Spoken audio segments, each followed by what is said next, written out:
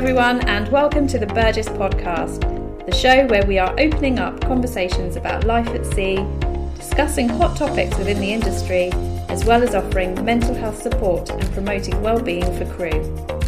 We also have our very own in-house recruitment team, so if you or anyone you know is currently looking for a new position, please send your updated CV to recruitment@burgessyachts.com or check out our recruitment posts on Instagram @Burgess Yacht Crew. We're going to be talking about some topics which some of you may find triggering, so please do check out the show notes before listening. Today we are continuing our theme on diversity by looking at racial, ethnic and cultural differences. Now, each of these areas are massive, and next year we plan to break down these topics into individual podcasts.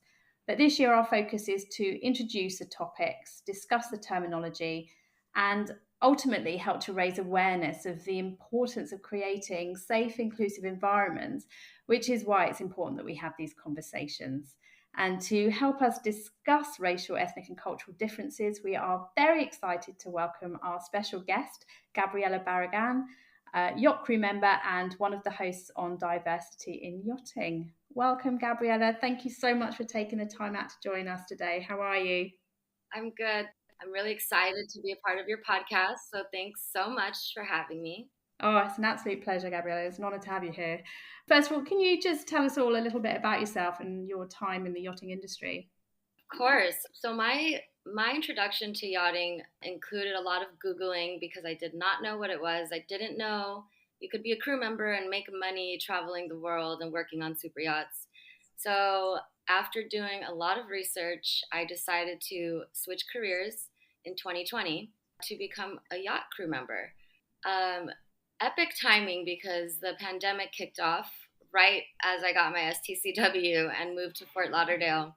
And it was quite the challenge. And I started as a stewardess because of all of my previous hospitality experience. And I always knew I would like to know a little bit about a lot. So I toyed with the idea of also being a deckhand. And in day working as a deckhand and a stew, I realized I liked both positions equally, and I was equally good at both. So the first 2 years of my experience were freelancing as a deck stew, sole stew, second stew, and now I am a deckhand on a 40-meter charter yacht. So here we are. And here we are. Fabulous. Gabriela, we're here to talk about racial, ethnic and cultural differences and what the terms mean. First of all, why is it important that we understand the differences?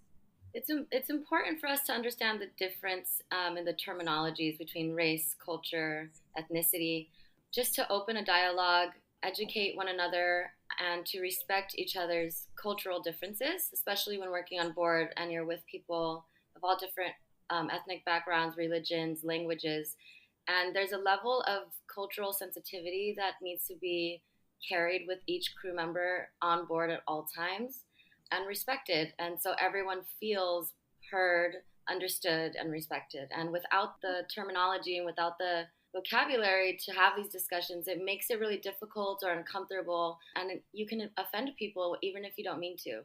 So with more conversations like this that we're having now, it will open a safe space for people to be curious, ask questions, and understand other people, which is super important on board for a crew dynamic. You know, there's a camaraderie there that needs to be in place. You know, our job is dangerous, and if we all understand each other, we can take better care of one another. Absolutely, yeah. And, you know, like you said earlier, it's about creating those safe spaces for people to be, you know, their best selves. And you know, I was reading something earlier about a crew who felt they had to almost hide their identity because of the fear of judgment, which is just shocking, isn't it, that people feel like they have to do that. I just think as humans we have the tendency to be prejudiced, and I think it was like a survival skill to help us analyze a situation quickly and move forward from there. But unfortunately, as times change and crews become more diversified, those are no longer serving us and no longer providing a healthy working environment for crew. So it is. I've seen it. I've heard it. I've worked on boats where the cultural backgrounds were all one. Like everyone's from London or everyone's from South Africa, and there's always one person that's not. And you want to feel included in conversations, and you want to share your ideas. And sometimes it can be a little bit challenging when you don't know how to communicate with a large group of people. You feel left out, and I think it's important for captains and agents to make sure that there's a good balance on board with different cultures and ethnicities, just to balance out the team. Yeah, but also, every person brings something different to the yacht, don't they? People with different backgrounds, beliefs bring fresh ideas and perceptions, and that's got to be a benefit to the yacht. Absolutely. I think that having a diverse crew strengthens the team because people are bringing their life experience and their worldviews into daily, everyday problem solving skills. And it's good to have a mix of cultures because you might have ideas that you wouldn't have thought of yourself because you don't have the similar upbringing or background as this person. So it definitely strengthens a crew. It helps people to collaborate better and come up with better ways of doing things. And I see how it can only be beneficial to diversify a yacht Mm. crew. It also rubs off on the guests too. Like you might get guests sometimes that don't speak a language most crew does, but there might be that one crew member that does, and it makes the guests and the clients feel more comfortable and safe as well. Like, okay, someone here understands me and they understand my culture, and it's very positive all around from the crew to the guests, and nothing but good things come of this. Absolutely. These conversations that we're having today can be difficult, can make people feel uncomfortable. And I hear so many times that people are scared of saying the wrong thing or offending someone. And so they tend to avoid the conversations altogether. How can people overcome this? How can we remove the fear people have of talking about race, ethnicity, and cultural differences? Well, I think what the challenge has been is people being afraid to open the dialogue, like you said, because they themselves might not have the correct terminology or didn't grow up even acknowledging or speaking about these things like race and culture. And anytime it is spoken about, it tends to be in a combative, um, turns political sometimes, like it's a clashing of ideas and everyone trying to be right instead of listening to one another, asking questions to one another. Like there's nothing wrong with being curious, and I think people are afraid of sounding ignorant, but I have long let that go. I'm not as cultured and well traveled as I thought I was, and I find myself asking ignorant questions sometimes to people from other countries, and then I hear myself, and then I'm not made to feel bad if people are happy to share their culture and their experience and their worldview. So it always to me ends up being a feel good moment, like a learning experience, and it's a learning curve for everyone, especially if you didn't grow up in a very diverse area and you've never worked on a diverse yacht. Like it would be uncomfortable, but it takes a lot of courage to even bring these up because you don't know if you're going to be met with animosity or be challenged. So it's important to hear what other people are saying before you speak. Like really absorb what your crew member is trying to tell you, and take a moment and take a breath and take a beat before you just well, I think this. It has to be a conversation, not anyone talking at the other person or trying to prove a point or trying to change someone's perception of them. It's not about defending yourself. It's about sharing things about yourself. It's about sharing your life, your culture, your beliefs with each other in order to enrich the environment and teach people stuff. Hmm. And surely, one of the major plus points of traveling is to learn other cultures and experiencing another country, another culture. There's nothing more wonderful when you go on holiday than really embracing that. So, to have it in the environment that you're actually working and living in each day, Yeah, it's almost bringing the holiday to you, isn't it? exactly. And I think we need to take advantage of that and use that to our advantage to learn more languages and to broaden our repertoire and genres of music that we listen to and new foods that we're trying. And if we came in with an open heart and open mind and with the intention of learning about new people and different cultures, it would make this whole thing less tense. And if we could let go of our biases, our subconscious bias and our prejudices that we carry, and walk on a yacht as a clean slate and everyone has a clean slate, then it would make this whole thing much easier, much more productive, and a lot more fun. Yeah, absolutely. And safer environment for all, which is what we want. Um, we've talked in previous podcasts about the yachting industry has a long way to go when it comes to diversity, and we've been talking about gender diversity, and today we're talking about race, culture, and ethnicity. Where does the industry need to start? Is acknowledgement the first step forward? Absolutely. I think ignoring a problem or just flat out saying it doesn't exist, it's not an issue, just because it hasn't been a problem for one person doesn't mean it's not a problem for other people. So acknowledgement is definitely the first step. Speaking about it, having open conversations about it, but ultimately I think the people at the top, like our fate is in the hands of our agents and the brokerages and the captains and the owners.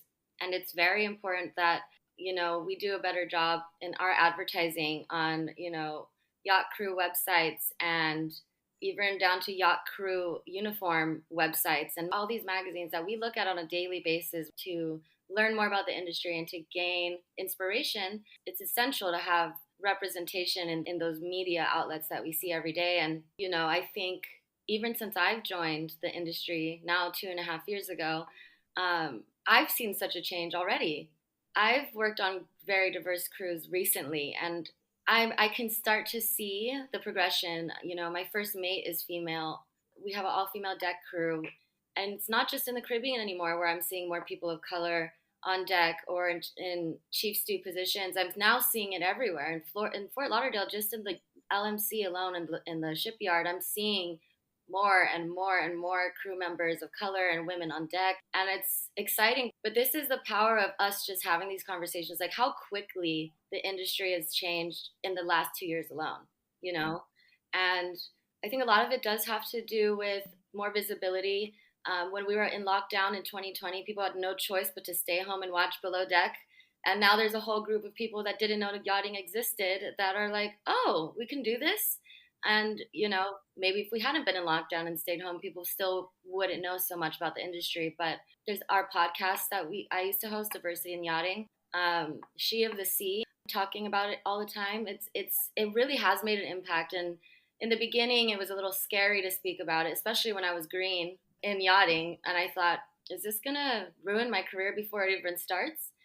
But I think putting myself out there made it worth it, because I'm seeing more people that look like me on bigger boats, busy charter boats in different positions. And it's like, okay, we did do something. Like, this wasn't just like, oh God, here we go again. No, like, people listened, things are changing in just such a short amount of time. So that gives me a lot of hope that even though this is an uphill battle and it's a journey, we're moving faster than I thought we could. Well, that is fabulous to hear, because that was going to be my next question. Do you think the industry is showing signs of moving forward? So to hear that is so positive. And yeah, She of the Sea, they are working on measuring progress within the industry, aren't they? And I know historically it's been gender, but they are working to measure race and ethnicity as well, which, to know where the industry is, would, that would be a huge eye opener. Eye opener, yeah, absolutely. Because even the statistics that they showed us for, and I'm going off on a tangent now, but for gender equality were quite shocking. Yeah. You think we're doing better, and then you see those stats and you think, oh well, actually maybe there's a lot more to do. But no, that's really positive to hear. Let's move on and start talking about the definitions. Racial diversity. What do we mean when we talk about race? Okay, so race is something that is a physical characteristic. You don't choose your race. It's also a societal construct that was created to group people together. So it's biological, it just describes physical traits, and sometimes this social construct can divide people for different reasons, whether it be control, to control society, so on and so forth. It's a tool maybe that the people at B created to purposely divide, to control their like larger complex societies. But I mean, things can overlap. Race can be really complicated because, like for me, I'm biracial. So am I black or am I Mexican, right? So it can be a little bit confusing, but at the end of the day, it's mostly physical characteristics to describe a person. Okay. Yeah. And understanding how our identities and experiences have been shaped by race is vital, isn't it? We're all awarded certain privileges or disadvantages because of our race, whether we are conscious of it or not. Absolutely. And that's where it gets murky because I think a lot of people think that race and ethnicity are the same thing, and people don't know the difference. So race is understood by most people as a mixture of physical, behavioral, and cultural attributes. But ethnicity recognizes the differences between people mostly on the basis of language and shared culture. So you can be racially white but ethnically Indian, you know? Yeah. So Yeah. that gets complicated. So your ethnicity would describe, your religious background and belief, spirituality, um, traditions, music, and food, as well as where you were born. But your race, I guess, simply put, is just your color, that how you're perceived from other people as your color. And it varies because some people think I'm just Latina or Cuban or Puerto Rican or Dominican, and some people look at me and think I'm black, just black. So I think it really just depends on who's looking at you and what they've grown up learning about race and culture, you know? And that's key, isn't it? It's the learning, it's the education, both at schools and self education. Absolutely. And I think people have to understand that the diaspora is so broad. There's many types of Latin, there's many types of Black or African. And even myself, I'm learning after speaking to more people, we have a group called Unicorn. It's a WhatsApp group, and it's pretty much a group of like 100 BIPOC yachties from around the world where we post jobs and we vent, we ask questions, we help each other. But in talking to a lot of the people I met through that group, some are from London or South Africa. And what I've even learned is that not all Black people have had the same experience with racism as me. And my experience with race as a Black American is completely different than someone from London that is Black. And, I've had discussions with different people of color that some of them are like, I've never experienced that. I don't know what that feels like. So that's why it's important that we don't just judge someone and just group people together, because I'm learning I can't just assume when I see other Black people that we've all had the same experience. And it's silly for me to even have thought that to begin with, and I'm learning a lot as well, speaking to people and reading about this, and I'm educating myself because, again, like everyone's experience is different. Not everyone's pain is shared, and we have to be compassionate and considerate of other people's, the way they were raised and their upbringing and the country they grew up in. And if we can stop judging and listen, then we can have more compassion and understand people better. I think that's what my biggest thing is like, I'm fascinated by culture and language, but I really like to understand why you're acting this way, why you think this way, and how I can understand you better so we can learn about each other. And I think that's the key word is self-education, being curious, not being afraid to ask questions, and trying to unlearn all of the biases that our societies have created for us to keep us divide and conquer, Oh my gosh, yes. I've read so much and watched a lot of articles and documentaries. And one guy was talking about how he was brought up watching white police arresting Black, Mm-hmm. and I'm using inverted commas, criminals, and Yeah. that was the norm. That Yeah. So now this person grows up thinking, okay, Black people are criminals. wherever. Yeah. So wherever they go, if Yeah. they see a Black person, they're going to clutch their purse and think, oh, they're up to no good. And it is so impactful to have that imagery. And last year when I was working on a boat, there were comments said that really triggered me. Like, I knew that it was like racial trauma that maybe was unchecked for so long, but I didn't realize it was there because until I could feel the physiological changes in my body and my reaction to a comment. But then I realized I'm American, and racism isn't shoved down everyone's throat on a daily basis, 24 hours a day, the way it is ours in America. It's on the news, it's on TV shows, it's on Instagram, it's on social media, and that really does something to people. And so I understand when I meet other people that are not as affected by it, it's because they're coming from a place that is not the main thing you see the second you open your eyes and roll out of bed and turn on the TV. And that has helped me have a little bit more understanding and compassion for people that don't get it. They didn't grow up in a world where it's constantly a topic of conversation. It's constant news and media bombarding you with it, and it does take an emotional, mental toll on some of us that have to see it every day. And so, in knowing that, okay, this person is not trying to be hateful, or they didn't mean to be ignorant, they don't know that they're biased, or they don't know the impact of what they're saying. In understanding that, it helps me come to a better place, and it helps me to help them understand why this makes me uncomfortable and why it's offensive. Obviously, we shouldn't have to run around educating everyone all the time, because our job is hard enough. That's a second job I'm not getting paid for.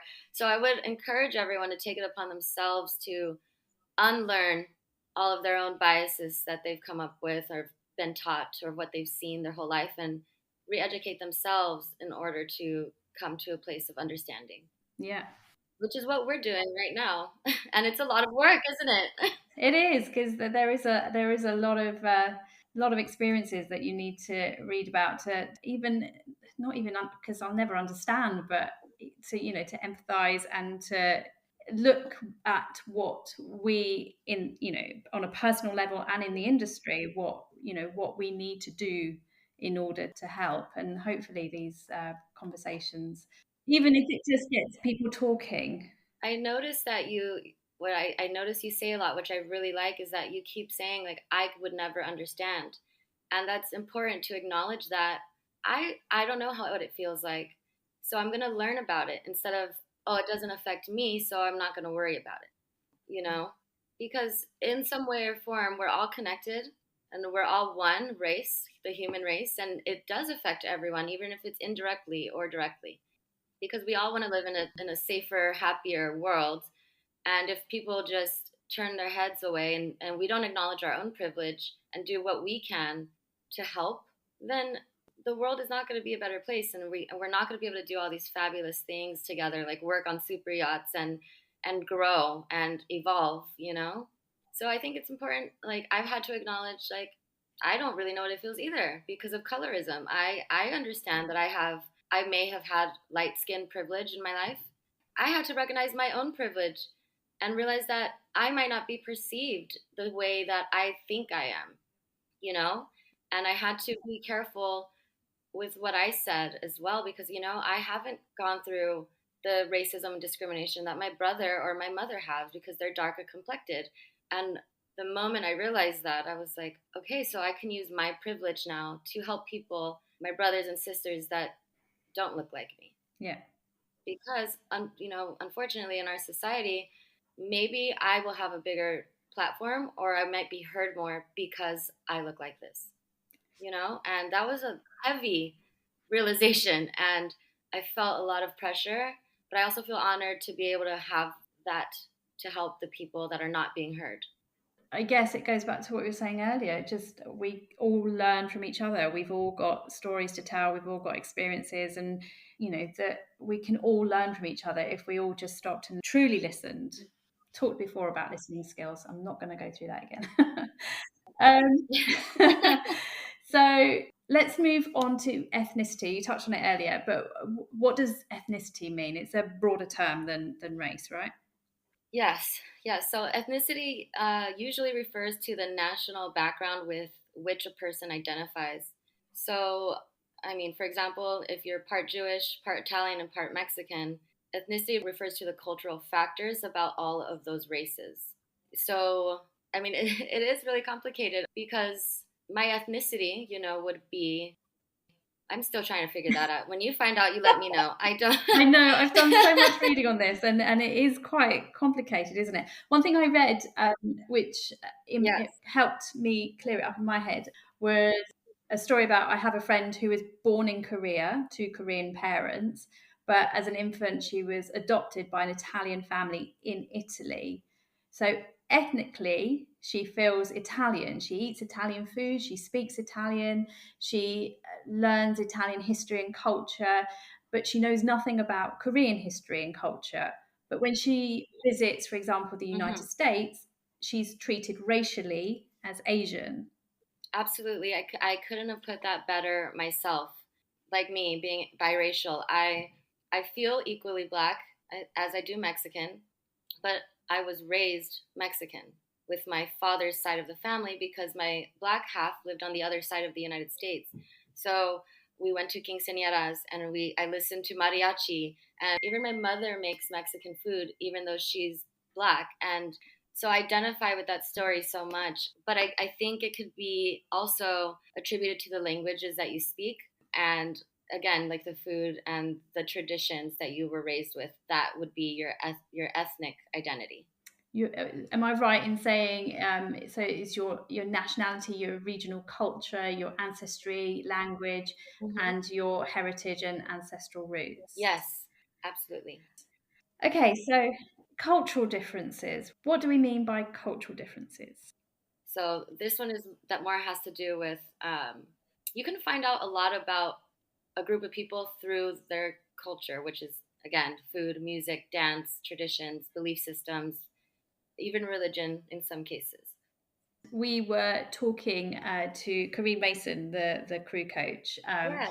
who used the example of, I think it was a British crew member who was walking past a Russian crew member, and oh no, sorry, no, it was the other way around. A Russian crew member walked past the British crew member. The British crew member stood aside, and the Russian crew member didn't say thank you. Now, in British culture, we have to say thank you to everything. Otherwise, it's So considered polite. rude. But in Russia, that's not a thing. So that crew member wasn't being rude. It was just Yes. their, just part of their culture. That's not what they do, and it's how the two collide, isn't it? It is because I've worked with Ukrainian chief stews before, and because I am so interested in culture, I do pay attention, and I remind myself like she's not being rude. In this culture, they're direct. Whether it's Russian, Ukrainian, or whoever. I know there's a certain sense of humor. Some cultures have more banter and like quick-witted, dry humor. So I that's what we mean by culture. It's something that's basically taught to you. Like at the minute you're born, it's ingrained in you. Um, you learn it from your family members and the people you grew up around with. Like it's either your customs, like in certain cultures, a man and a woman cannot be alone together. You Yeah. know, or you cannot speak to a man unless your husband is present, or that's a cultural trait, but we have to be respectful and not bring our Westerner beliefs. Like, I keep hearing these like stereotypes about American women that I just think are so funny. Just that it's American culture for women to be independent and we don't need a man and we could do it all ourselves. And, as much as I love this little woman empowerment thing, I'm like, yes, but America also, we do have a lot of subcultures that's not the case. So we need to be careful about generalizing an entire culture like they're all misogynistic or they're all feminists or they're not all that way. It depends strictly on your location, where you're raised, what your customs were, your religion, your traditions. That all plays a factor. um, and it's really interesting. I really like to pay attention to this stuff, but I do have to remind myself like, okay, that wasn't rude, it was very direct. And in America, people are not direct, they're very passive aggressive. It's a part of our Mm. culture to be passive aggressive. Like we say things in a nice way, but it could be a rude thing I just said. We won't directly sometimes ask you like, do you mind taking out the trash? It'll be like, have we taken out the trash today? Who's we? You mean me, right? Like, so I've noticed that like little things like that are kind of funny, but we all do have our own little cultural traits depending on where we're from, but also bear in mind that these cultures branch off into subcultures and everyone's different. Two people can look the same skin color, same thing, but have completely different cultures. Maybe one, say there's two Indian men and one was born in India and the other was born in Trinidad. They may have the same skin tone, but one considers himself Trinidadian and the other one's like, I'm Punjabi. And now you're speaking, with a Caribbean accent and you're speaking with an Indian accent. So we can't say they're both Indian and they're the same. No. So one of them's Caribbean and the other one is Punjabi. That's completely different. And that's where culture comes into play as well, which I think is so fascinating. And I love that. I love it. I've been doing so much reading on examples of culture. I mean, one of them is in Egypt, it's an insult to ask for salt. It's an insult to ask for salt because you are insulting their cooking. That's good to know. I've been wanting to go to Egypt and I don't want to dump salt all over my food and get kicked out of a restaurant. But it's working on, a multicultural yacht. Again, I guess it goes back to listening and learning, because how those multicultural groups mix on board a yacht, that where clashes can happen, because you're not stopping to understand that it's not somebody being rude, it's just a cultural difference. Yes, and I've encountered some of this, especially when I was a stewardess, where I came in the industry thinking, we all clean up after ourselves, but I've worked with certain cultures where that's a woman's job. So I'm expected to clean up after everybody. And I'm like, whoa, I am the people that are chartering the boats maid, not yours. Whoever's writing my check, that's whose toilet I'm cleaning. But I've had to adjust and be like, okay, I understand their culture. And in their culture, women do the domestic chores. And this is how they were raised. And they're not trying to be rude or treat me like this. This is all they know. So if there needs to be an established, like everyone must wash their own dish and put it away, and that needs to be a rule printed on, the whiteboard, I would have to go through like my chain of command and say, hey, like I have a lot on my plate already. I'd have no problem keeping the crew mess tidy, but I cannot continue to wash everyone's dish and everyone's stuff, and we need to share some of the the heavy lifting in terms of the crew areas and our own cabins. I think that's fair. But I could have a captain that's from that specific culture that's like, no, that's your job, and I would probably just be like, all right, well, I tried. But yeah, that does come into play. And I think me knowing this, I don't get frustrated because I understand that culture, and I understand them. I'm able to have more compassion and empathy, without trying to spout my independent American woman culture at them. Like, you need to wash your own dish. Like it's a balance. And I think if everyone can understand the other person's culture and why they're saying it this way and why they're behaving this way, it will take away a lot of the animosity. And you shouldn't scoff like, oh, that's just their culture. We should want to learn more about it and come to a better place of understanding and empathy. And I mean, this is probably a massive discussion, maybe for a different podcast, well, definitely for a different podcast, but just very briefly, the effects on a crew member's mental health, for not being accepted, not being, not feeling that empathy or given that safe space, must be huge. Oh, yes. I mean, I have been in this situation, probably like one of my first boats. For some reason, a chef that I worked with wanted to make his political beliefs very, very clear to me the second I walked on board. I have no idea why. I was also the only female on board out of 9 crew. So there was a lot of navigating, and I was brand new into the industry, very green, and I didn't know how to navigate it. And I kept it all in, and I didn't feel safe to be able to talk to anyone about it. And it did take a toll on my mental health. I became very isolated. I think, it causes a lot of internal pain. Racial trauma is a thing I just read about that I didn't have a word for the feeling, but after reading about it, I'm understanding that any trauma is trauma. So there is a such thing as racial trauma, and trauma leads to PTSD, depression, anxiety.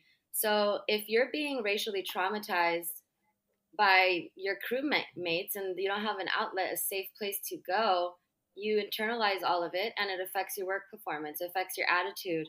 And you never know what's going on with people inside. And you could be the one day that says something insensitive and sends this person over the edge. They quit their job, they move back home, they quit yachting for good, or something much worse or more tragic. And mental health isn't discussed enough in our industry. I have seen a lot of things recently that I'm like, people are speaking up about it. People are writing blogs about it. And I've seen it all over social media in our communities. And I love it because I'm a huge mental health advocate. Mental health is a journey that I've been on for a very long time. I don't know if there's ever like an end because you're constantly learning about yourself. And like I said, there's sometimes I didn't know there were things that I was still hurt about that will come up when someone says something. And if you don't have healthy coping skills, which a lot of yachties do not, it's easier to go to the bar after work than to do something productive, especially after a very hectic charter. But we have to normalize healthy coping skills and habits and giving people the space to admit when they're down in the dumps and not having a good day.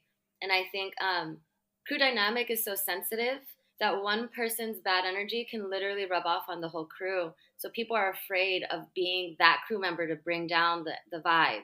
No one wants to bring down the energy, and no one wants to dump their problems on other people. And it's almost like we tiptoe around it.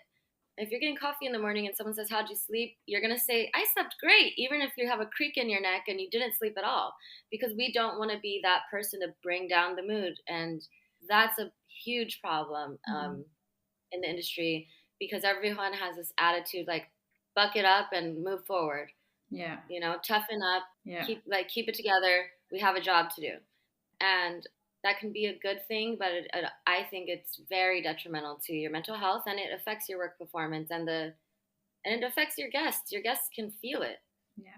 So a toxic environment, if the whole crew is just, the morale is low, it can just be very bad for the business, very bad for the boat, and very bad for the crew's mental health.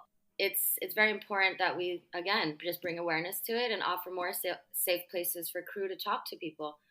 I personally think a part of our insurance package should be like mental health services if we need it. If I can go to my boat's insurance and look for a psychologist or a therapist if I need. I think it's worth probably mentioning at this stage that a lot more insurance policies do cover mental health now. Right. I didn't know that. Yeah. So when you join your yacht, check your insurance policy, because obviously not all, but a lot more policies are covering mental health, which is great, which is a good step forward. We just need to let everyone know. That is great. Yeah. People need to know that. I did not know that. I see Yacht Crew Helpline all the time on Facebook, and I'm like, that's amazing. So if there is a crew member that's listening to us now who is affected by some of the topics that we've talked about today, what should they do? Where can they go? We've talked about ISWAN, the Yacht Crew Helpline, which is a great support network for crew, but are there other places that crew can go to? There definitely is. I personally, because of our social media and how well it keeps us connected, there's a lot of amazing stewardesses or ex-chief stews that have started their own, whether it be motivational pages or just things to know in yachting. But like, I've personally DM'd some of these chief stews, like, I'm on this boat, I'm falling apart, I don't know what to do, and they've talked me through it. Don't go out and drink with the crew. Meditate, go do yoga after work, things like this. And so just being open and honest with other crew members or ex-crew members has helped me a lot personally. But if you're too shy to tell a complete stranger all of your business, the helpline is always a good place to start. And going to your captain and just, if you feel comfortable or safe enough to be like, hey, I need a mental health day. I'm not okay. You don't have to feel ashamed about that. And hopefully you work on a boat where people respect that you are putting your self-care first so you can do your job better. But there's always someone to talk to. You just have to know that you're doing this and you're asking for help because you want to help yourself. There's no shame in asking for help and being open and honest and vulnerable, which is what I've learned because I hated being vulnerable. I never want people to see me down and out. So I struggled alone for a long time in private, in silence, and now it's all out there.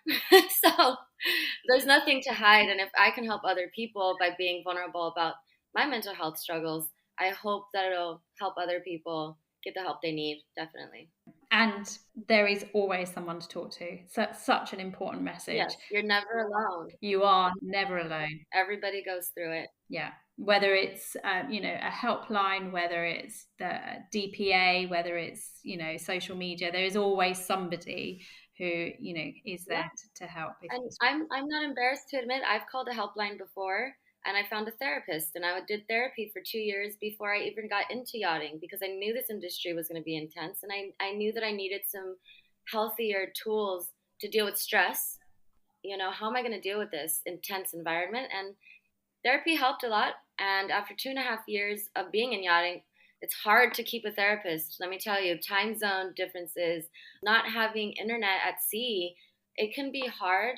So you have to, read. I love self-help books. Love it. Journaling. Love it. Yeah. There are so many healthy coping skills that we can share with each other and practice to get through it. So yes, helplines, therapy, and making healthy decisions and developing healthy habits. Perfect. Well, Gabriela, I could talk to you for hours. Me too. It's such an amazing topic. And let's keep talking as a community. Just open up these conversations. Let's keep talking. So glad to hear that there is a noticeable improvement, and let's keep working on that, and let's make it bigger. Thank you so much for what you're doing, really, and thank you for having me. This is such an honor. I wanted to speak to you guys 2 years ago when I had my podcast, and I got too busy and stopped hosting my podcast, but this is such a full circle moment, and it's an honor to be here speaking about something I'm so passionate about. So thank you for this platform and your time. Absolute honor, Gabriela. Thank you. Thank you.